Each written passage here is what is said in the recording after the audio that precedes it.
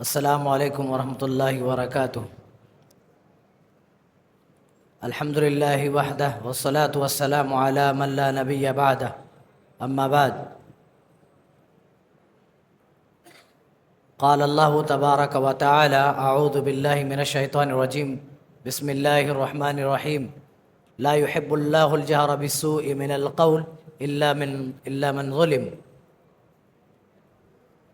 آج ہم چھٹے پارے کی منتخب آیات کا خلاصہ آپ کے سامنے پیش کریں گے۔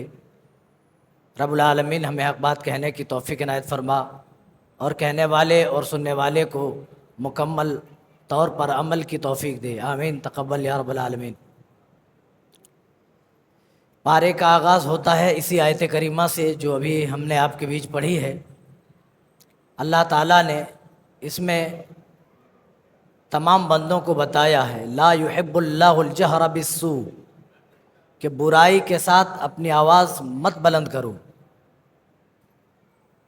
الا من ظلم، مگر اس شخص کے لیے رعایت دی گئی جس کے ساتھ ظلم ہوا ہو،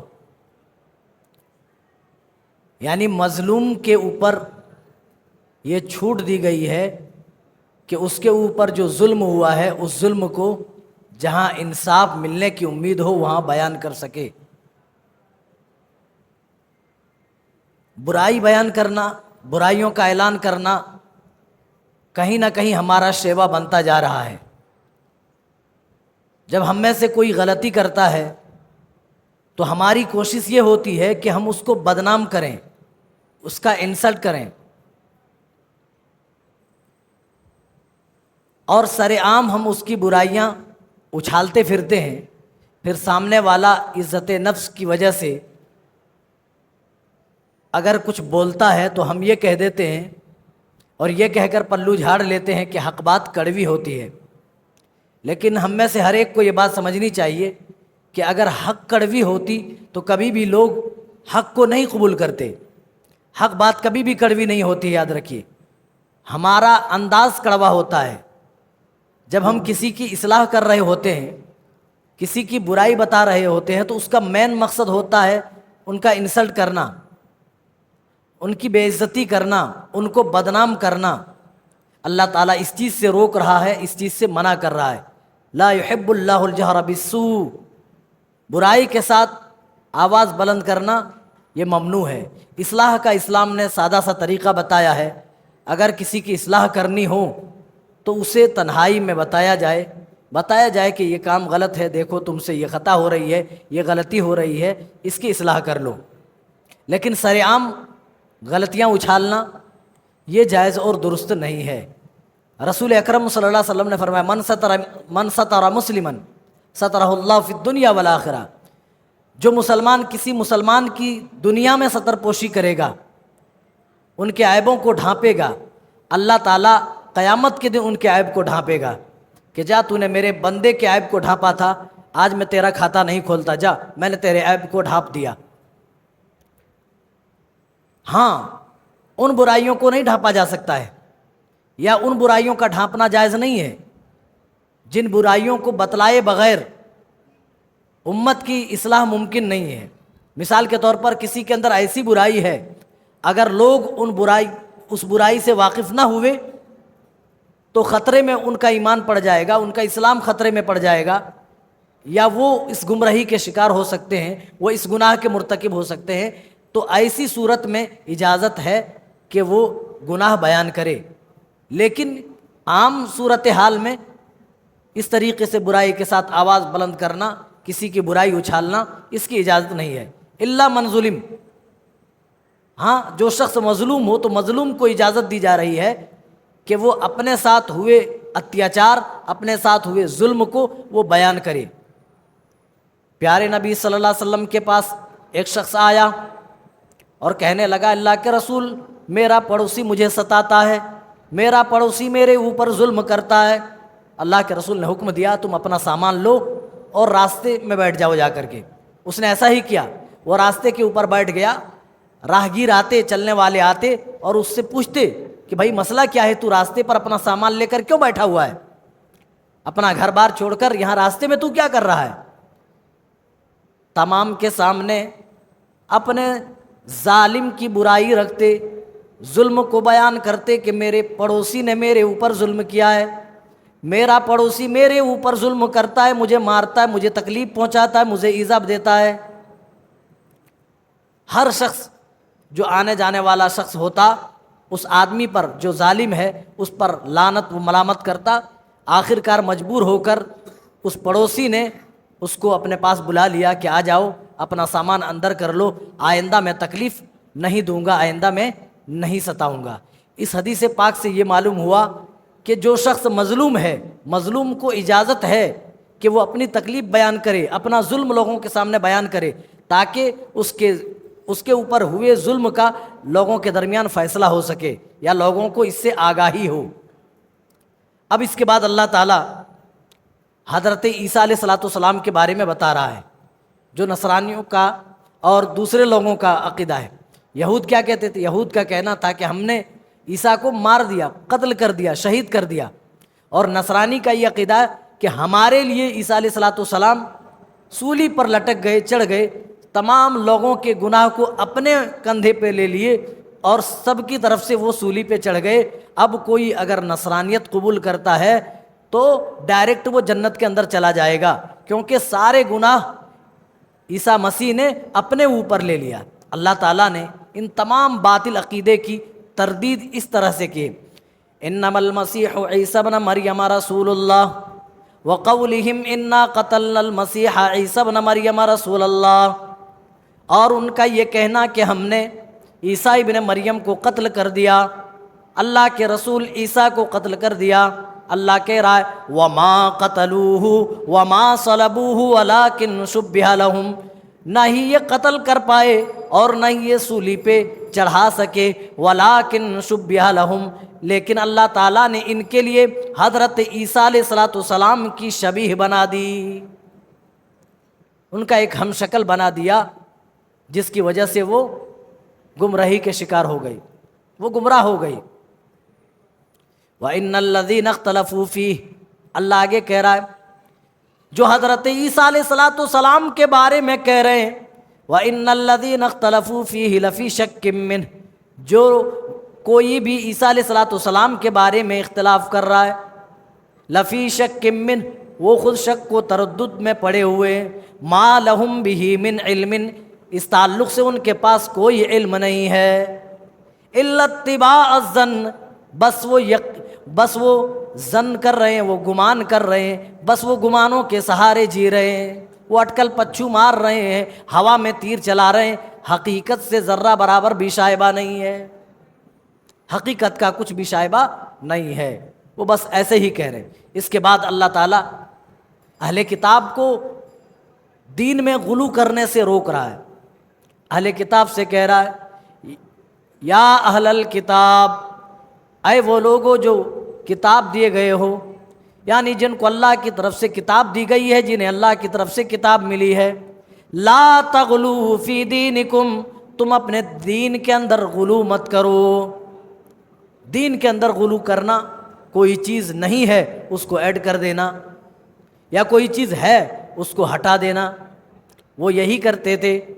اپنی کتابوں کے ساتھ انہوں نے تحریف کی، جو آیتیں ان کی کتابوں میں تھیں اس کو ہٹا دیا، اور جو نہیں تھی اپنی من مرضی اس کتاب کے اندر ڈال دیا۔ اللہ تعالیٰ نے کہا لا تغلو فی دینکم، دین کے معاملے میں تم غلو مت کرو، حد سے تجاوز مت کرو، کسی کی شان میں اس قدر بڑھا چڑھا کر کے پیش کرنا کہ اس کی شان سے اوپر بٹھا دینا، اسی کا نام غلو ہے۔ پیارے نبی صلی اللہ علیہ وسلم بھی اپنی امت کو بتلا رہے ہیں لا تطرونی کما اطرت النصارى فی عیسی ابن مریم، اے لوگو تم میرے بارے میں غلو مت کرنا۔ دنیا میں سب سے پہلے شرک کا وجود کیسے ہوا؟ اسی غلو کی وجہ سے ہوا۔ قوم نوح، سب سے پہلے قوم نوح سے بتوں کی پوجا شروع ہوتی ہے، شرک کا ایجاد وہیں سے ہوتا ہے۔ ان میں کچھ اچھے لوگ تھے، جب وہ مرے تو شیطان نے ان کے بعد کے لوگوں کو گمراہ کیا، یہ تمہاری قوم کے سب سے اچھے لوگ تھے، یہ قوم کے سب سے نیک لوگ تھے، یہ قوم کے سب سے بزرگ لوگ تھے، تم ان کو یاد کرو، ان کی قبروں میں جاؤ۔ یاد کرتے گئے اور ان کی قبروں میں جا کر کے بیٹھنے لگے۔ پھر شیطان نے وسوسہ ڈالا کہ اس طرح یاد کرنے سے کیا ہوگا، کیوں نہ ان کی مورت بنا لو، ان کا اسٹیچو بنا لو، ان کا مجسمہ تیار کر لو، اور جہاں یہ بیٹھا کرتے تھے ان کی مجلسوں میں جا کر کے نصب کر دو۔ اتنا عزت، اتنا احترام شیطان نے ان بزرگوں کا ان کے مرنے کے بعد ان کی نگاہوں میں ڈالا کہ انہوں نے ان کے مجسمے بنائے، اسٹیچو بنا کر ان کی جو مجالس ہوتی تھی ان مجلسوں میں یہ بت نصب کر دیے گئے۔ یہ قوم جب گزر گئی، دوسری قوم آئی تو دوسری قوم نے اس کی پوجا اور پرستش اور بندگی شروع کر دی۔ اب مکمل طور پر شرک کا ایجاد ہو چکا تھا، بتوں کی عبادت و پرستش ہو رہی تھی، تو اس طریقے سے گلو کے ذریعے سے شرک کا ایجاد ہوا۔ اسی لیے آپ اپنی امت کو منع کر رہے ہیں، اے میری امت کے لوگوں، میری شان میں حد سے تجاوز مت کرنا۔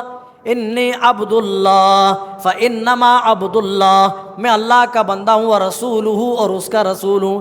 فقولوا عبد اللہ ورسولہ، تو تم لوگ مجھے اللہ کا بندہ اور اس کا رسول کہو۔ غلو کی بنیاد پر بڑے بڑے کارنامے ایجاد ہوئے اس دنیا میں۔ جنہوں نے اللہ کو چھوڑ کر غیر اللہ کو معبود بنایا، اس کا سبب اگر آپ تلاش کریں تو کہیں نہ کہیں غلو ہی سبب ملے گا آپ کو۔ آج بھی رسول اکرم صلی اللہ علیہ وسلم کی شان میں غلو کیا جا رہا ہے، آپ کو الوہیت کے درجے پر فائز کیا جا رہا ہے۔ لوگ غلو کے ہی ذریعے اپنے اپنے اماموں کو نبیوں کا درجہ دے رہے ہیں۔ اللہ تعالیٰ نے جس کو جس مقام پہ رکھا ہے اسی مقام پہ ہمیں اور آپ کو بھی رکھنا چاہیے۔ اسی لیے آپ اپنی امت کو کہہ رہے ہیں، اے میری امت کے لوگوں، میری شان میں تم حد سے زیادہ تجاوز مت کرنا۔ اللہ نے مجھے جو مقام دیا ہے، اللہ نے جو مجھے رتبہ دیا ہے، اسی مقام اور اسی رتبے پہ مجھے رکھنا۔ اللہ تعالیٰ اسی لیے کہہ رہا ہے، لا تغلو فی دینکم، تم دین کے معاملے میں اہل کتاب تم غلو مت کرو، حد سے تجاوز مت کرو۔ ولا تقولوا علی اللہ الا الحق، وہ اللہ کے اوپر ایسی ایسی باتیں کہتے تھے جو باتیں حق سے بڑی دور تھیں، اللہ تعالیٰ نے اس سے روک دیا، پابندی لگا دی۔ اے اہل کتاب، ولا تقولوا علی اللہ الا الحق، اللہ کے بارے میں حق کے سوا تم اپنی زبان سے کچھ نہ نکالو۔ اور جہاں تک عیسیٰ ابن مریم کے بارے میں سوال ہے تو اللہ تعالیٰ ان کے بارے میں بتا رہا ہے، انما المسیح عیسی ابن مریم رسول اللہ، عیسی ابن مریم رسول اللہ وکلمتہ القاها الی مریم وروح منہ۔ اللہ فرما رہا ہے عیسیٰ ابن مریم تو میرے بھیجے ہوئے ایک رسول ہے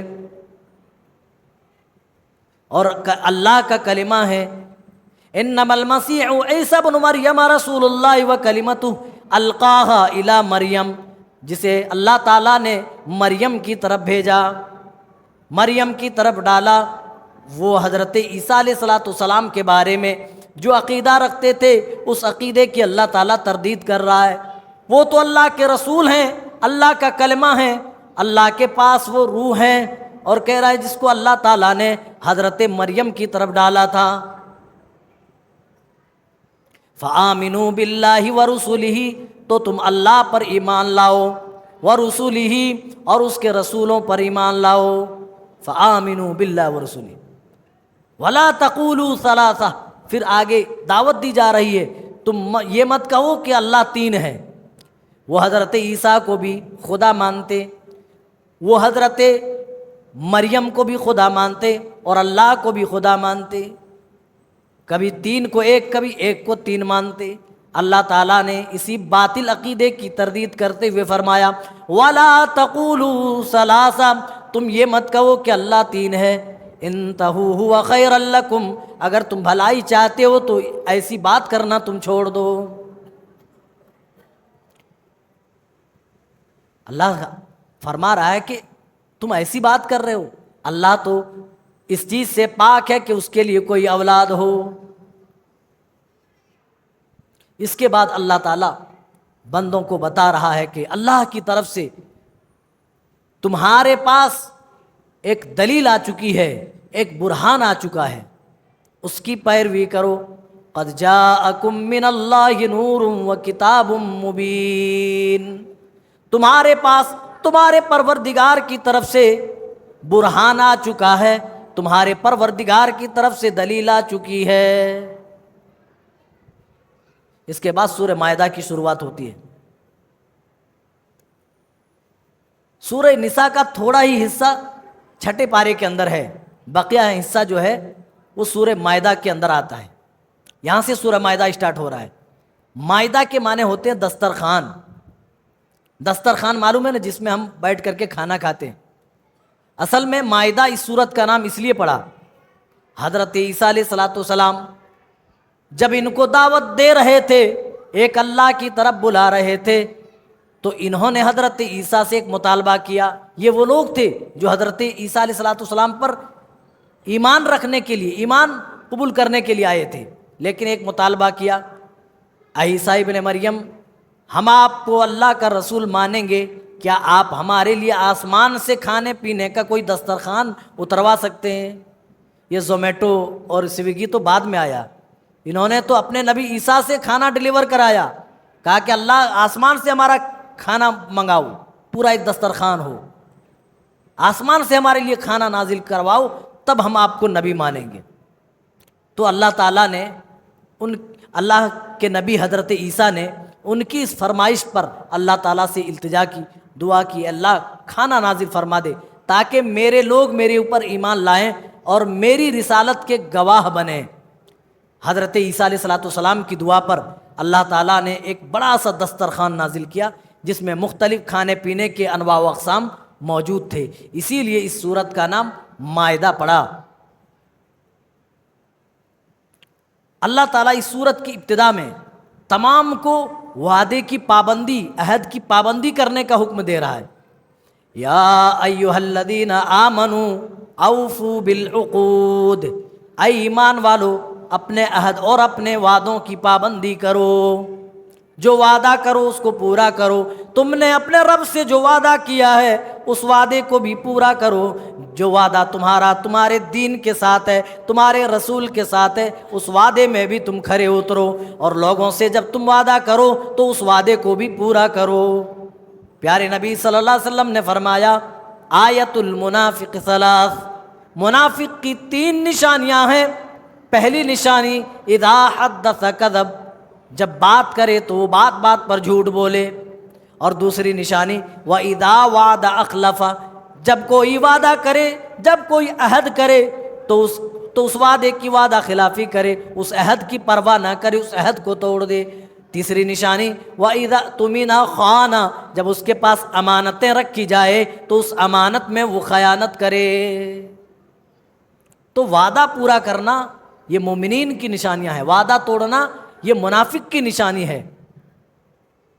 اللہ وہی کہہ رہا ہے، اے ایمان والو اپنے عہد کی پابندی کرو، اپنے وعدے پورے کرو، اوفوا بالعقود، احلت لکم بہیمۃ الانعام الا ما یتلی علیکم، چرنے والے جانور چوپائے تمہارے اوپر حلال کیے گئے، الا یہ کہ وہ جانور جس کی تفصیل تمہیں بتا دی جائے گی۔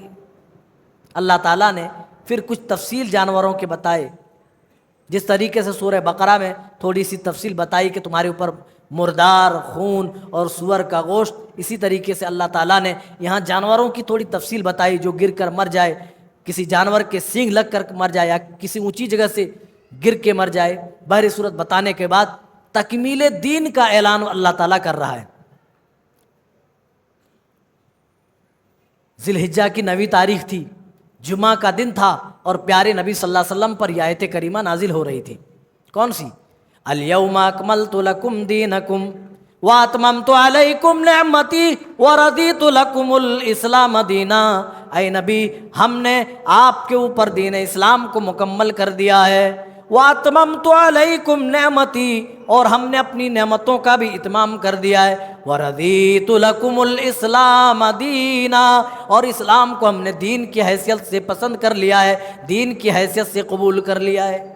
میرے بھائیوں، تکمیل دین اتنا بڑا انعام ہے، اتنا بڑا اکرام ہے۔ ایک یہودی حضرت عمر کے پاس آتے ہیں، آتا ہے اور کہتا ہے اے عمر یہ آیت کریمہ اگر ہمارے لیے نازل ہوتی، ہمارے اوپر یا ہماری کتابوں میں نازل ہوتی، تو جس دن یہ آیت نازل ہوتی اس دن کو ہم عید منا لیتے، اس دن کو ہم عید کے طور پر یاد کرتے۔ حضرت عمر نے کہا الحمدللہ جب یہ آیت کریمہ نازل ہوئی ہمیں تاریخ پتہ ہے، ہمیں وہ جگہ بھی پتہ ہے۔ آپ صلی اللہ علیہ وسلم میدان عرفات میں تھے، ذی الحجہ کی 9 تاریخ تھی، اسی تاریخ میں اللہ تعالیٰ نے یہ آیت کریمہ نازل ہوئی، اس وجہ سے ہمارے لیے وہ دن ڈبل عید تھی، دوہری عید تھی۔ دین کا مکمل ہو جانا یہ بہت بڑی بات ہے۔ دنیا میں کوئی ایسا مذہب نہیں ملے گا جو کمپلیٹ ہو، مکمل ہو، سوائے اسلام کے۔ اٹھنے سے لے کر بیٹھنے اور بیٹھنے سے لے کر ضروریات زندگی کے سارے معاملات کا حل اس شریعت کے اندر موجود ہے۔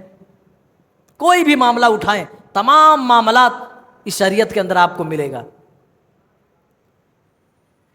اور میرے بھائیو جب دین مکمل ہو گیا، جب دین کمپلیٹ ہو گیا تو میرے بھائیو اب بتاؤ کوئی چیز ہم اوپر سے ہم ڈال دیں تو کیا دین میں کوئی نئی چیز پیدا ہو سکتی ہے؟ دین کی حیثیت سے کیا اس کا وجود ہو سکتا ہے؟ نہیں ہو سکتا ہے۔ مکمل بھرے ہوئے پیالے کو ہم کہتے ہیں کہ یہ مکمل بھرا ہوا ہے، اگر ایک قطرہ پانی ڈال دیں تو دوسرا قطرہ چھلک کے باہر آ جائے، اس کو کہتے ہیں کیا؟ کہ مکمل بھرا ہوا، مکمل، کمپلیٹ۔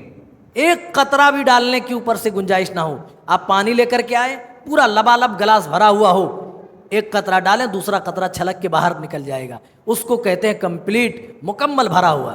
اسی طریقے سے ہمارا دین ہے، ہمارا اسلام ہے، اللہ تعالیٰ نے اسے اپنے رسول کے اوپر، رسول ہی کی زندگی میں اسے مکمل کر دیا، کمپلیٹ کر دیا۔ میرے بھائیوں اگر امام ابو حنیفہ دنیا میں نہیں آتے تو اس دین کے اندر کوئی کمی نہ رہتی، امام شافعی نہ بھی آتے تب بھی کوئی کمی نہ رہتی، امام مالک نہ آتے تب بھی کوئی کمی نہ رہتی، امام احمد ابن حنبل اس دنیا میں نہیں بھی آتے تب بھی دین کے اندر کوئی کمی نہ رہتی، کیونکہ اللہ تعالیٰ نے اپنے نبی پر اس دین کو نبی کے زمانے میں ہی کمپلیٹ کر دیا تھا، مکمل کر دیا تھا۔ اور یہ سارے ائمہ آ بھی گئے ہیں تو ان کے آنے کی وجہ سے دین میں کوئی زیادتی نہیں ہو سکتی ہے۔ اگر نہیں آتے تو دین میں کوئی نقصان نہیں ہوتا، اور آ گئے ہیں تو بھی دین میں کوئی نقصان نہیں ہوگا، زیادتی نہیں ہو سکتی ہے، کیونکہ رسول کے زمانے میں ہی یہ دین کمپلیٹ ہو گیا۔ اسی لیے میرے بھائیوں ہماری دعوت تو عام ہے، او لوگوں ہم تو یہی کہتے ہیں تمام ائمہ کی عزت کرو، اپنے بڑوں کی عزت کرو، اپنے علماء فقہا کی عزت کرو، اپنے ائمہ کی عزت کرو، ان کی توقیر اور ان کا ادب کرو، لیکن جب پیارے نبی صلی اللہ علیہ وسلم کی بات آ جائے، جب پیارے نبی کی حدیث آ جائے تو کسی امام کے قول کی وجہ سے پیارے نبی کے فرمان کو نہ چھوڑو، پیارے نبی کے فرمان کو سب سے اوپر رکھو، کیونکہ ہم نے کلمہ رسول کا پڑھا ہے، اور اسی رسول کے اوپر اللہ تعالیٰ اس دین کو کمپلیٹ کر رہا ہے، مکمل کر رہا ہے۔ الیوم اکملت لکم دینکم واتممت علیکم نعمتی ورضیت لکم الاسلام دینا، اور اسی دین اسلام سے اللہ تعالیٰ راضی اور خوش ہوا ہے۔ اس کے بعد بھی اگر ہم اپنی طرف سے بنا کر کوئی دوسرا اسلام پیش کریں گے، کچھ بڑھا چڑھا کر کے، کوئی پھر بھی اسلام کے اندر ان چیزوں کو ایڈ کرتا ہے جو چیزیں رسول اللہ کے زمانے میں نہیں تھیں، تو اللہ کی قسم وہ دین نہیں ہو سکتا ہے، وہ اسلام کا حصہ نہیں ہو سکتا ہے۔ دین تو وہی ہے، اسلام تو وہی ہے جو رسول اللہ صلی اللہ علیہ وسلم ہمیں دے کر کے گئے ہیں، جو رسول اللہ صلی اللہ علیہ وسلم ہمیں بتا کر کے گئے ہیں، اس کے علاوہ سوائے گمراہی کے اور کچھ نہیں۔ پیمانہ دے دیا اللہ تعالیٰ نے کہ دین ہم نے مکمل کر دیا، اس کے باوجود بھی کوئی ایسی چیز آئے اور اس کا تم کوئی ثبوت دین میں نہ پاؤ قرآن و حدیث میں، اس کو اٹھاؤ اور ردی کی ٹوکری میں ڈال دو۔ اس کے بعد اللہ تعالیٰ ایک بڑی اہم بات بتا رہا ہے جس سے کئی مسائل حل ہو جائیں گے۔ اللہ کہہ رہا ہے تعاونوا علی البر والتقوی، اے لوگوں نیکی اور تقوی کے کاموں میں ایک دوسرے کی مدد کرو، ایک دوسرے کا سپورٹ کرو۔ نیکی اور تقوی کے معاملے میں کوئی نیک کام ہے، کوئی خیر ہے، کوئی بھلائی ہے تو اس میں سپورٹ کرو ایک دوسرے کو، ایک دوسرے کی مدد کرو۔ لیکن الٹا معاملہ دیکھا جاتا ہے، اللہ تو یہی کہہ رہا ہے تعاونوا علی البر والتقوی، اے لوگو نیکی اور تقوی کے کاموں میں ایک دوسرے کی مدد کرو، ایک دوسرے کا سپورٹ کرو، لیکن ولا تعاونوا علی الاثم والعدوان، لیکن تم نافرمانی اور گناہ کے کاموں میں ایک دوسرے کی مدد نہ کرو، ایک دوسرے کا سپورٹ نہ کرو۔ بالکل معاملہ اس کے برعکس آج دیکھا جا رہا ہے۔ جب بھی کوئی خیر کا کام کرتا ہے، کوئی دین کا کام کر رہا ہے، کوئی نیکی کر رہا ہے، تو ہماری منشا یہ ہوتی ہے، ہماری سوچ یہ ہوتی ہے کہ اس کی ٹانگ کھینچ کر کے ہم پیچھے کر دیں۔ ایسا نہیں کہ اس کی نیکی میں ہم بھی شامل ہو جائیں، ہم بھی نیک بن جائیں، ہم بھی متقی پرہیزگار بن جائیں، ہم بھی اللہ کے یہاں اجر والے بن جائیں، یہ سوچ نہیں ہوتی ہے، بلکہ وہ ایسا کیوں کر رہا ہے، وہ اللہ کے دین کا کام کر رہا ہے، وہ نیکی کر رہا ہے، تو اس کی ٹانگ پکڑ کے کھینچتے ہیں۔ نہیں میرے بھائیو، بلکہ تمہارے اندر تو حرص یہ ہونی چاہیے، اگر وہ نیکی کر رہا ہے تو میں بھی نیکی کروں، اگر وہ ثواب کما رہا ہے، وہ اجر پا رہا ہے، تو میں بھی ایسا کام کروں جس کی وجہ سے اللہ کے یہاں اجر والا بن جاؤں۔ اللہ کہہ رہا وَلَا تَعَاوَنُوا عَلَى الْإِثْمِ وَالْعُدْوَانِ، اور برائی اور نافرمانی کے کاموں میں ایک دوسرے کی مدد نہ کرو۔ کوئی بھی نافرمانی کا کام ہو، اگر آپ اس میں سملت ہیں، اس میں آپ اگر ملے ہوئے ہیں، کسی طرح سے آپ کا سپورٹ اگر ان کے اوپر ہے، تو کہیں نہ کہیں اس گناہ کے اندر آپ بھی شامل ہیں۔ جس طریقے سے خیر میں اگر آدمی حصہ لے لے نیکی میں، تو اس آدمی کو بھی اتنا ہی اجر ملتا ہے جتنا نیکی کرنے والے کو اجر ملتا ہے۔ ٹھیک اسی طریقے سے برائی کرنے والے شخص کو جو برائی ملے گی، اس میں شامل ہونے والے لوگوں کو بھی اتنی برائی ملے گی۔ اس کے بعد اللہ تعالیٰ کہہ رہا ہے، بیان کر رہا ہے، اے ایمان والو، یا ایھا الذین آمنوا اذا قمتم الی الصلاۃ فاغسلوا وجوہکم وایدیکم الی المرافق۔ وضو اور تیمم کا طریقہ اللہ بتا رہا ہے۔ جب تم نماز کے لیے کھڑے ہو، اذا قمتم الی الصلاۃ فاغسلوا وجوہکم وایدیکم الی المرافق، تو اپنے چہروں کو دھو لو اور اپنے ہاتھوں کو کوہنیوں تک دھو لو، الی المرافق، وامسحوا برؤوسکم، اور اپنے سر کے اوپر مسح کر لو، وارجلکم الی الکعبین، اور پیروں کو ٹخنوں تک دھو لو، وَإِن كُنتُمْ جُنُبًا فَاتَّطَہَّرُوا، لیکن اے میرے بندو اگر تم جنوبی ہو، ناپاک ہو، فَاتَّطَہَّرُوا، تو تم غسل کر لیا کرو، پاکیزگی حاصل کر لو، وَإِن كُنتُم مَّرْضَىٰ أَوْ عَلَىٰ سَفَرٍ، یا یہ کہ تم میں سے کوئی بیمار ہو یا کوئی سفر پہ ہو، أَوْ جَاءَ أَحَدٌ مِّنكُم مِّنَ الْغَائِطِ، یا کوئی شخص اپنی حاجتیں پوری کر کے قضائے حاجت سے آیا ہو، أَوْ لَامَسْتُمُ النِّسَاءَ، یا کوئی اپنی عورت سے مل کر کے آیا ہو، أَوْ جَاءَ أَحَدٌ مِّنكُم مِّنَ الْغَائِطِ أَوْ لَامَسْتُمُ النِّسَاءَ، فرما رہا ہے اس کے بعد فَلَمْ تَجِدُوا مَاءً، اگر تمہیں پانی میسر نہ ہو تو فَتَيَمَّمُوا صَعِيدًا طَيِّبًا، تو تم پاک مٹی کی طرف قصد کرو اور اس سے تم تیمم کر لو۔ اگر تم جنوبی ہو تو نہا لو، اور کہہ رہا ہے کہ اگر تم جنوبی رہو اور تمہیں پانی میسر نہ ہو تو یہ حکم اللہ کی طرف سے نافذ کیا جا رہا ہے کہ تم پاک مٹی سے تیمم کر سکتے ہو۔ تو اس آیت کریمہ سے ہمیں تیمم کے دو فائدے ملے، ایک فائدہ وضو کا فائدہ، دوسرا فائدہ تیمم سے غسل کا بھی ہے۔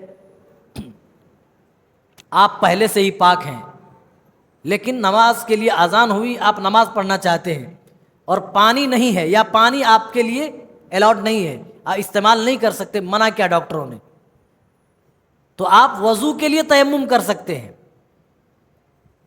اور اسی طرح اگر آپ بیمار ہیں یا سفر میں ہیں یا کسی وجہ سے آپ ناپاک ہیں اور آپ کو پانی میسر نہیں، تو اس ناپاکی کو ختم کرنے کے لیے بھی تیمم کیا جائے گا، وہی تیمم، کوئی دوسرا نہیں ہے۔ یعنی تیمم دو چیزوں کا فائدہ دیتا ہے، وضو کا بھی اور غسل کا بھی فائدہ دیتا ہے۔ اب تیمم کیسے کیا جاتا ہے؟ وضو کے بارے میں تو اثر میں درس ہو چکا ہے، تیمم کیسے کیا جائے گا؟ پاک مٹی میں بسم اللہ کہہ کر کے ایسے ہاتھ مارا جائے گا، پھر پھونک مارنا چاہیں تو ایسے، پھر وَامْسَحُوا بِوُجُوهِكُمْ وَأَيْدِيَكُمْ، ایسے ہو گیا، تیمم ہو گیا۔ مٹی گھسنے کی ضرورت نہیں، جس طرح وضو کرتے ہیں اس طرح گھسنے کی ضرورت نہیں ہے، بلکہ ایسے بسم اللہ کہہ کے مارا، پھونک ماری، چہرے پہ مل لیے اور یہ ہاتھ میں کر لیے، بس۔ اگر بے وضو ہے تو وضو ہو گیا، ناپاک ہے تو آپ پاک ہو گئے، لیکن کنڈیشن ہے جو آپ کو بتا دیا گیا۔ ان کنڈیشنوں میں جب پانی نہ ملے یا پانی آپ کے لیے استعمال کرنا مشکل ہو، یا آپ کے لیے بتایا گیا ہو کہ کسی بھی حال میں استعمال نہیں کرنا، ممنوع ہو، تو ہی آپ یہ کر سکتے ہیں۔ اس کے بعد اللہ تعالیٰ پھر سے مومنوں کو انصاف پر قائم رہنے کی دعوت دے رہا ہے۔ یا ایھا الذین آمنوا کونوا قوامین للہ شہداء بالقسط، اے ایمان والو اللہ کے لیے حق کے اوپر گواہی دینے والے بن جاؤ، حق کے اوپر جم جانے والے بن جاؤ۔ یا ایھا الذین آمنوا کونوا قوامین للہ شہداء بالقسط، اللہ کے لیے حق کی گواہی دینے والے، حق پر قائم رہنے والے بن جاؤ۔ اور ایک بڑی عجیب بات بتائی جا رہی ہے، اسلام کی خوبصورتی دیکھیے، دشمن کے لیے بھی اجازت نہیں ہے کہ آپ دشمنی میں پکشپات کریں، آپ طرفداری کریں۔ وَلَا يَجْرِمَنَّكُمْ شَنَآنُ قَوْمٍ عَلَىٰ أَلَّا تَعْدِلُوا، اے میرے نبی یہ بات ذہن نشین رہے، کسی قوم کی دشمنی تمہیں انصاف نہ کرنے پر کہیں آمادہ نہ کرے۔ یعنی کسی قوم سے اگر دشمنی ہو تو دشمنی کی وجہ سے ایسا نہ ہو کہ ان کے ساتھ ناانصافی کرو۔ اگر سامنے والا دشمن بھی ہو تو اسلام حکم دیتا ہے، اسلام کے اندر انصاف کی اتنی بڑی اہمیت ہے، اسلام کہتا ہے کہ دشمن کے ساتھ بھی احسان کیا جائے گا، دشمن کے ساتھ بھی انصاف کیا جائے گا۔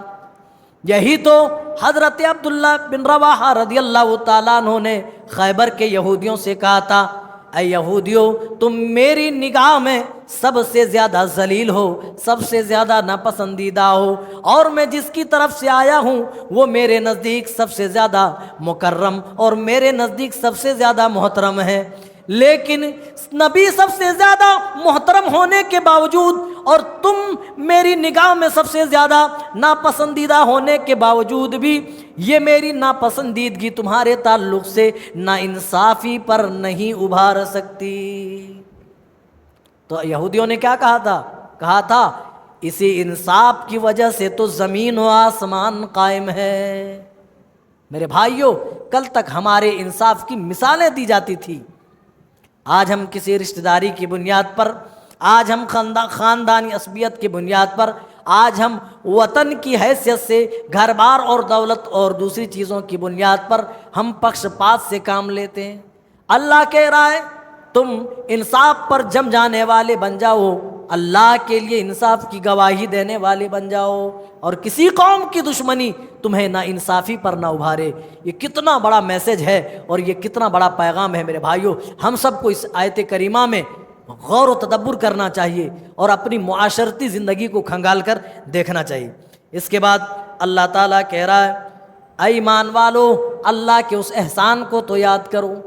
یا ایھا الذین آمنوا اذکروا نعمت اللہ علیکم اذ ہم قوم ان یبسطوا الیکم فایدیہم فکف ایدیہم عنکم، اس احسان کو جب ایک قوم نے تمہاری طرف دست درازی کرنا چاہی، فکف ایدیہم عنکم، تو تمہارے پروردگار نے اس کا ہاتھ تمہاری طرف بڑھنے سے روک دیا، تمہاری طرف بڑھنے سے اس ہاتھ کو پکڑ لیا۔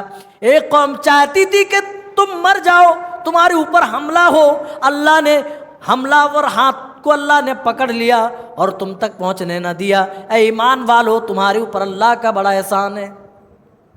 اس آیت کریمہ کی شان نزول میں بہت سارے علماء نے بہت کچھ کہا ہے، لیکن یہ واقعہ بھی ہمیں ملتا ہے جو چھوٹے چھوٹے بچوں کو بھی یہ واقعہ یاد ہے۔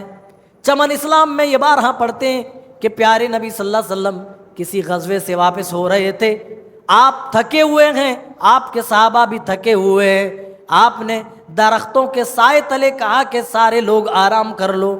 سارے صحابہ اپنے اپنے الگ الگ درختوں کے پاس چلے گئے، درختوں کے سائے میں لیٹ گئے۔ پیارے نبی صلی اللہ علیہ وسلم بھی ایک درخت کے پاس گئے، وہاں اپنی تلوار لٹکائی اور اس درخت کے سائے میں آپ لیٹ گئے۔ چپ چاپ ایک کافر آتا ہے، آپ کی لٹکی ہوئی تلوار ہاتھ میں اٹھاتا ہے اور آپ کے اوپر آپ کی گردن میں سونت لیتا ہے اور کہتا ہے اے محمد اب بتاؤ میرے ہاتھوں سے تجھے کون بچا سکتا ہے؟ اے محمد میرے ہاتھ میں تلوار ہے اور میری تلوار تیری گردن میں ہے، اے محمد بتاؤ تمہیں کون بچا سکتا ہے؟ پیارے نبی صلی اللہ علیہ وسلم تو اللہ پر بہت زیادہ بھروسہ کرنے والے تھے، سب سے زیادہ اللہ پر یقین اور توکل کرنے والے تھے۔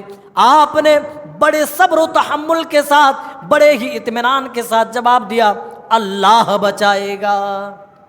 اس طرح آپ نے اللہ کا نام لیا کہ اس کے اوپر خوف طاری ہو گیا، اس کے اوپر رقت و پسیجگی آ گئی، اس کا دل کانپ گیا، وہ تھر تھر کانپنے لگا، تلوار چھوٹ کر زمین پہ گر گئی۔ پیارے نبی نے تلوار اٹھائی اور اس کی گردن میں سونت کر کے آپ نے کہا اب بتاؤ میرے ہاتھوں تجھے کون بچائے گا؟ کہنے لگا آپ تو بڑے ہی انصاف شخص ہیں اور آپ کا احسان تو دور دور تک لوگوں میں چرچت ہے، اسی لیے آپ ہم پر احسان کیجئے اور ہمیں معاف کیجئے۔ پیارے نبی صلی اللہ علیہ وسلم نے اس پر احسان کرتے ہوئے اسے معاف کر دیا، پیارے نبی نے اسے درگزر کر دیا۔ اللہ تعالیٰ نے مومنوں پر کئی احسانات کی، یہ پہلا نہیں ہے کہ اللہ تعالیٰ جس کے بارے میں کہہ رہا اذکروا نعمت اللہ اذ ہم قوم ان یبسطوا الیکم ایدیہم فکف ایدیہم عنکم، بہت ساری نعمتیں ہیں میرے بھائیو۔ بنی اسرائیل کو اب آگے حکم دیا جا رہا ہے۔ بنی اسرائیل جب حضرت یوسف علیہ السلام مصر میں بادشاہ بنے، مصر میں جب سے بادشاہ بنے تب سے بنی اسرائیل کے لوگ وہیں پر رہ رہے تھے۔ جب فرعون کا جب ظلم بہت زیادہ بڑھا اور فرعون نے ایمان والوں کو، ان یہودیوں کو مارنا چاہا جو لوگ موسیٰ علیہ السلام پر ایمان لائے تھے ان کو اور موسیٰ کو، تو اپنی قوم کو لیے ہوئے موسیٰ علیہ السلام دریا پار کر کے نکل جاتے ہیں جہاں فرعون کو ڈبایا۔ اس کے بعد اللہ تعالیٰ نے ان کو حکم دیا یہودیوں کو کہ تم ارض مقدس فلسطین کو جاؤ، اپنا وطن بناؤ۔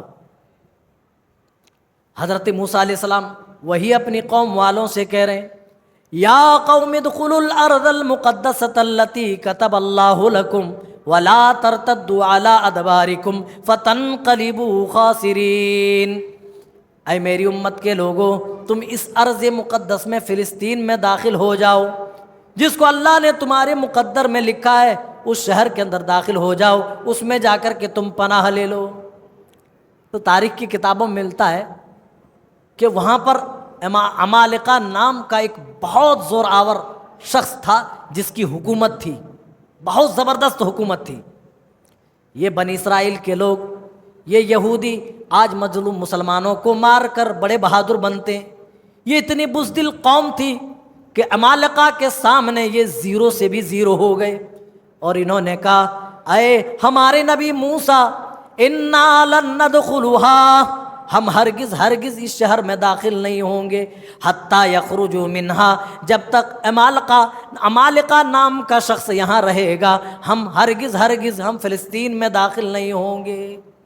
حتی یخرجوا منہا، جب تک کہ وہ خود بخود یہاں سے نہ نکل جائیں، یہ بستی چھوڑ کر نہ چلے جائیں، ہم ان سے لڑنے کی صلاحیت نہیں رکھتے۔ فَإِن يَخْرُجُوا مِنْهَا فَإِنَّا دَاخِلُونَ، اور اگر یہ خود سے نکل کر چلے گئے تو پھر ہم راضی خوشی اس شہر میں داخل ہو جائیں گے۔ کیا کہا؟ اگر یہ اپنی خوشی سے چھوڑ کر چلے جائیں تو ہی ہم داخل ہوں گے۔ ان کی قوم میں دو ہی اچھے لوگ ہیں، دو اچھے لوگ ہیں۔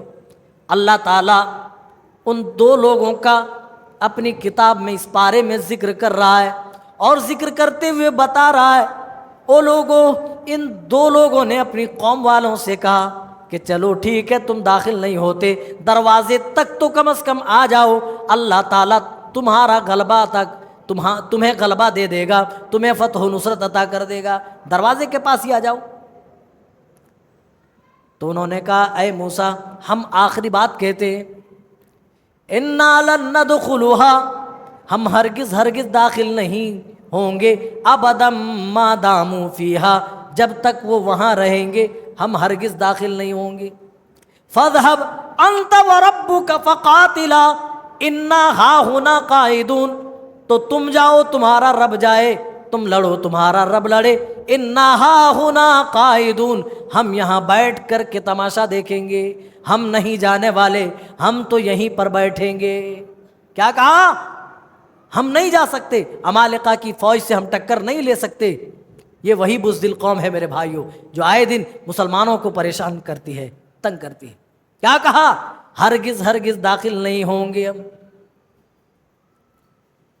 اللہ تعالیٰ نے پھر ان کے بارے میں کیا فیصلہ کیا؟ اللہ تعالیٰ نے ان کے بارے میں فیصلہ کیا، حضرت موسیٰ علیہ السلام نے ان کے لیے بد دعا کی، فَفْرُقْ بَيْنَنَا وَبَيْنَ الْقَوْمِ الْفَاسِقِينَ، اے اللہ یہ میری نافرمان قوم کے درمیان اور میرے درمیان تو جدائی ڈال دے۔ اللہ تعالیٰ نے ایک میدان کے اندر ان کو جمع کیا اور اس زمین کو 40 سال تک ان کے اوپر حرام کر دیا۔ کتنے دنوں تک؟ 40 سال تک یہ بھٹکتے رہے، در در بھٹکے، دوسری قوموں سے یہ پٹتے رہے، مار کھاتے رہے۔ اللہ نے ان کے مقدر میں لکھ دی تھی لیکن یہ لینے کو تیار نہیں تھے، یہ اللہ کے راستے میں لڑنے کو تیار نہیں تھے۔ انہوں نے بزدلی دکھائی اور کہا ابدا ما داموا فیہا فاذهب انت وربک، آپ جائیں، آپ کا رب جائے، آپ لڑو، آپ کا رب لڑو، ہم تو یہیں پر بیٹھیں گے۔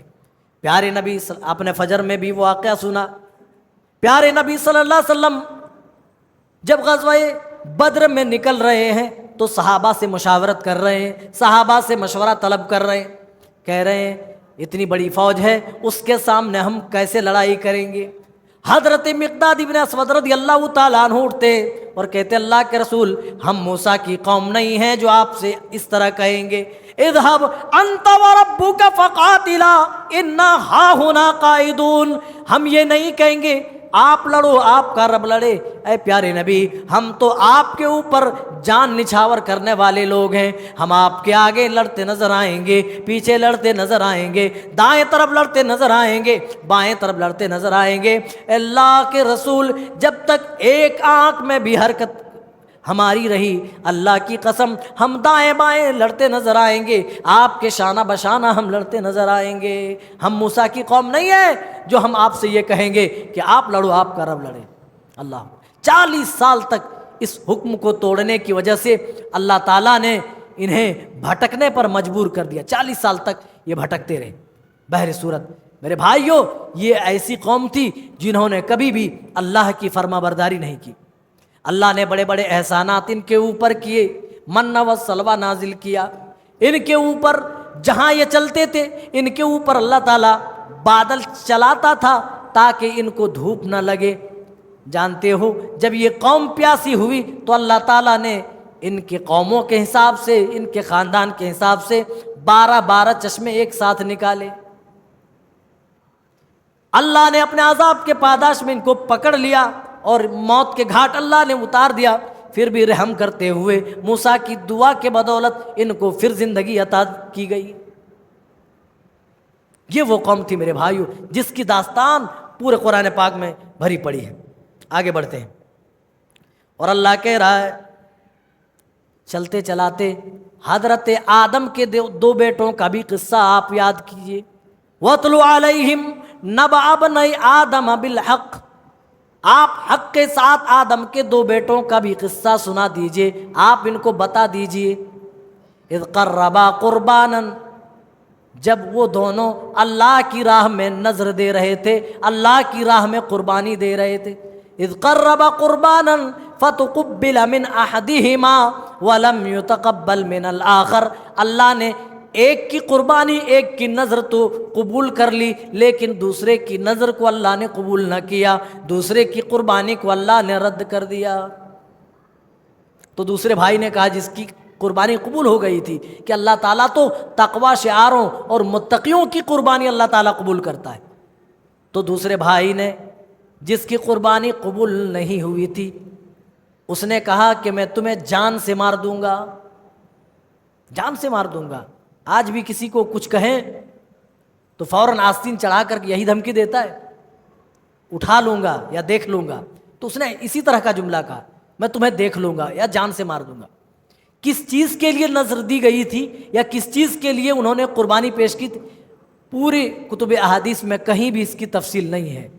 بیٹوں کا نام کیا تھا اس کے بارے میں بھی کوئی صحیح روایت نہیں، البتہ حابیل و قابل بتایا جاتا ہے۔ قابل نے کہا کہ میں تمہیں جان سے مار دوں گا،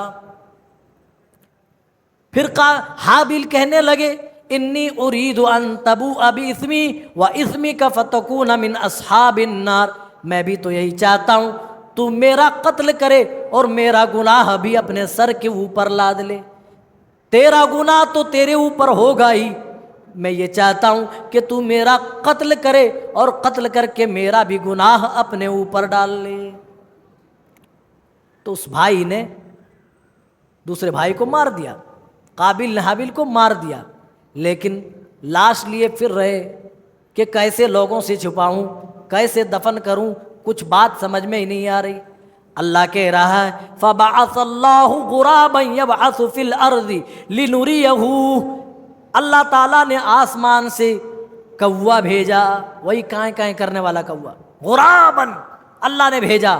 وہ کوا گڈھا کھودنے لگا، جس طریقے سے تدفین کا عمل وجود میں آتا ہے اس طریقے سے کوے نے نقل کر کے دکھائی۔ تو وہ ماتھا پیٹنے لگا قابل اور کہنے لگا میرے پاس اتنی بھی عقل نہ بچی، ایک کوے جیسا بھی میرے پاس، کوے جیسی بھی عقل نہ رہی، کوی جیسی سوچ بھی میرے اندر نہ رہی۔ اس طریقے کے الفاظ انہوں نے کہی۔ اس کے بعد اللہ تعالیٰ اپنے نبی سے کہہ رہا ہے یا ایھا الرسول بلغ ما انزل الیک من ربک، اے میرے نبی آپ تبلیغ کر دیجئے۔ کس چیز کی تبلیغ ہوگی؟ ما انزل الیک من ربک، جو آپ کے رب نے آپ کی طرف نازل کی ہے۔ تبلیغ کرنے کا اللہ طریقہ بتا رہا ہے، یہ نہیں کہ دوسری کتابیں لوگوں انسانوں کے ہاتھوں کی لکھی ہوئی کتاب لے کر در در کی ٹھوکریں کھاؤ۔ اللہ نبی کو حکم دے رہا ہے بلغ ما انزل الیک من ربک، اے میرے محبوب صلی اللہ علیہ وسلم آپ کے رب نے آپ کی طرف جن چیزوں کی وحی کی ہے، جن چیزوں کو نازل کیا ہے، جن چیزوں کو اتارا ہے، ان چیزوں کی تبلیغ آپ کر دیجئے۔ وَإِن لَّمْ تَفْعَلْ، اور اگر آپ نے ایسا نہیں کیا فَمَا بَلَّغْتَ رِسَالَتَهُ، تو آپ نے رسالت کا حق ادا نہیں کیا۔ پیارے نبی صلی اللہ علیہ وسلم اس دین کی تبلیغ میں زندگی بھر لگے رہے، دکھ سہے، مصیبتیں اٹھائی، کافروں کے مظالم سہے۔ جب آپ سجدے میں جاتے تھے اسی دین کو پہنچانے کے لیے میرے بھائیوں، آپ نے وہ دن بھی دیکھا جب آپ سجدے میں ہیں اور آپ کے اوپر اونٹ کی اونچھڑی ڈال دی گئی ہے۔ آپ نے وہ دن بھی دیکھا تھا جب طائف کے اندر آپ گئے تھے، طائف والوں نے آپ کے اوپر پتھروں کی بارش کی تھی، جو نبی سراپا رحمت بن کر کے آئے تھے، جو ان کے لیے سوچ سوچ کر راتوں کو روتے تھے۔ طائف والوں نے اسی نبی کے اوپر پتھر بھی برسائے تھے۔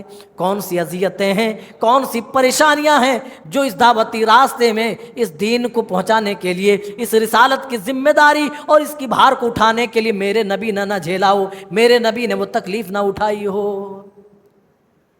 اللہ کہہ رہا وَإِن لَّمْ تَفْعَلْ فَمَا بَلَّغْتَ رِسَالَتَهُ، اگر آپ نے اللہ کی طرف سے بھیجے ہوئے پیغام کو اگر لوگوں تک نہ پہنچایا، اے میرے محبوب صلی اللہ علیہ وسلم، تو آپ نے رسالت کا حق ادا نہیں کیا۔